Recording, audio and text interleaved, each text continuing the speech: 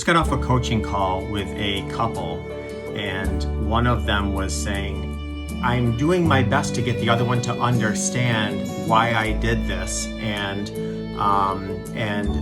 sometimes it's difficult for me and I can't explain, and then they get frustrated and then they ask me questions that I can't answer. And this is what I just wanted to say. Listen, individually, finding the why that you cheated or your partner cheated is important. It's absolutely important.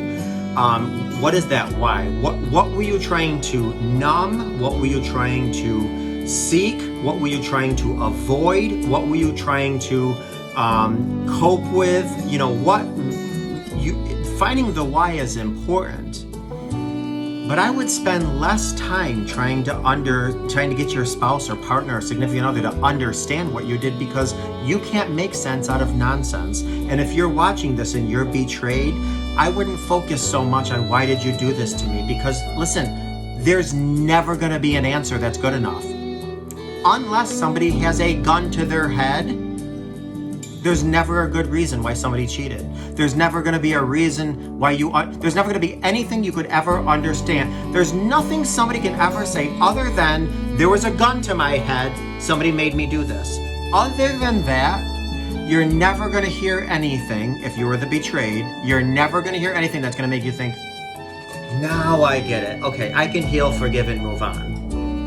You're just not going to hear that. There are many, many deep psychological, profound reasons why people step out of relationships. It has nothing to do with you. Sure, were there some loaded, were there some issues in the relationship which maybe helped, put some ammo in the gun? Maybe, but there's nothing to do with you. So, it's not because I say this all the time, it's not because you're a monster to live with and you have one tooth and you are 600 pounds. There's nothing somebody's going to say that's going to say, okay, now I understand. This is an issue within them. And again, it takes a lot of deep reflection and introspection on their end to get to know their why. So do yourself a favor and stop trying to figure out, why did you do this to me? How could you do this to me? Because I'm going to be honest with you, the question is, how did they do this to themselves? You just happen to be an innocent bystander and thing. And, I know I'm going to get flack for this, but, it's not a matter of, well, if you loved me, you wouldn't have done this. If you loved, no. That it's not what the studies show. It's not what the research shows. It's not my many years coaching show.